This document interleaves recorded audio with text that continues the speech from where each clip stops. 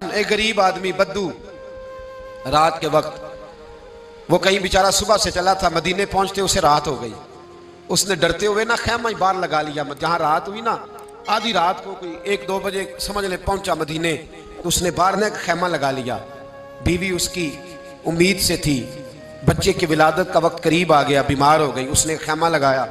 बीवी अंदर है। हजरत उमर फारूक गश्त पे थे रात को, साथ एक गुलाम था। हजरत उमर फारूक रज़ी अल्लाह तआला अन्हु कहने लगे वो आग जल रही है थोड़ी सी, पता करो कौन है। तो आपका गुलाम पता करने गया तो बद्दू ने डांट दिया, कहने लगे जाओ तुम्हें क्यों बताऊं। हजरत उमर खुद गए, कहने लगे मुसाफिर भाई बता तो सही। कहने लगा जी छोड़े, मैं आपको क्यों बताऊं, मैं कौन हूं, कैसे आया हूं। फरमाया खैमे के अंदर से कराहने की आवाज आती, कोई दर्द से चीख रहा है, बता हमें बात क्या है। कहने लगा जी मैं फलां बस्ती फलां इलाके का एक गरीब हूँ, अमीरुल मोमिनीन उमर फारूक से मिलने आया हूँ और रात हो गई है तो यहाँ खैमा लगाया है, सुबह मैं उनसे मिल के चला जाऊंगा। तो रात को तकलीफ देना पसंद नहीं किया, तो मेरी बीवी उम्मीद से थी, अब बच्चे की विलादत का वक्त करीब है, पास कोई नहीं। हजरत उमर कहने लगे तू ठहर, मैं अभी आया। चेहरे पे नकाब है, उसे बताया नहीं मैं ही अमीरुल मोमिनीन। उमर दौड़े गए, अपनी जौजा से कहने लगे अगर तुझे बहुत बड़ा अजर मिल रहा हो तो हासिल करेगी। क्या करूंगी। तो कहने लगे चल फिर मेरे साथ, बहुत बड़ा अजर है। एक दोस्त के यहाँ विलादत का वक्त है, जरूरत की चीजें साथ ले लो। उस औरत ने थोड़े दाने ले लिए, घी ले लिया। हजरत उमर से कहने लगी लकड़ियां इकट्ठी कर ले।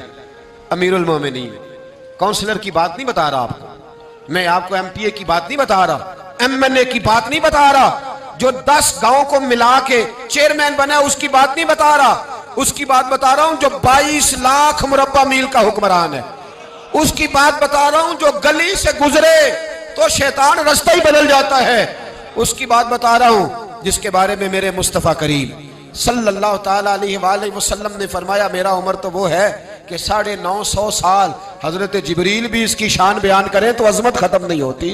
इतना बड़ा शख्स। हजरत उमर ने लकड़ियां इकट्ठी की, ईंटों का रोड़े लेके चूल्हा बनाया, पहुंच गए। आपकी जौजा कहने लगी ये थोड़े दाने डालने, घी डालने और एक लकड़ी लेके इसको हिलाएं, तैयार करें। खुद जौजा अंदर चली गई, हजरत उमर बाहर पकाने लगे। वो बद्दू कहता है मैं इस तरह का उनके साथ बिहेव करने लगा जैसे को किसी चौकीदार के साथ नहीं करता।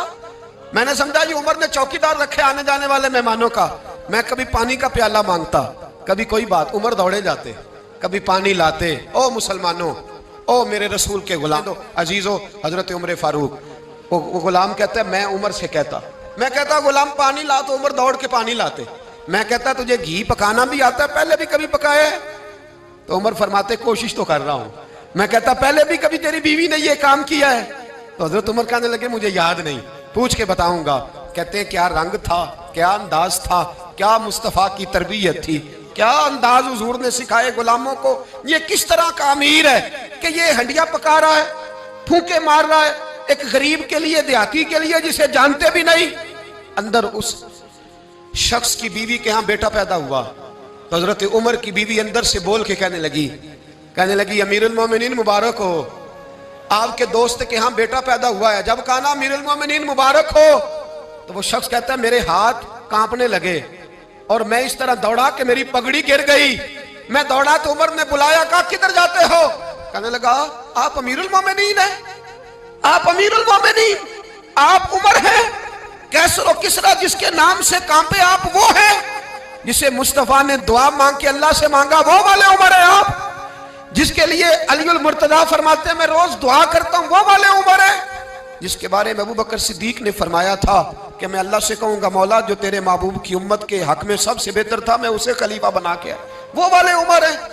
उमर अमीरुल मोमिनीन की बीवी वो तो खातून अव्वल होती है, वो तो मलका होती है, और तेरी बीवी दाई बनकर एक गरीब के बच्चे के पास बैठी रही विलादत के वक्त। उमर अमीरुल मोमिनीन होके तेरी दाढ़ी सारी धुएं से भर गई तो ड्यूटी करता रहा।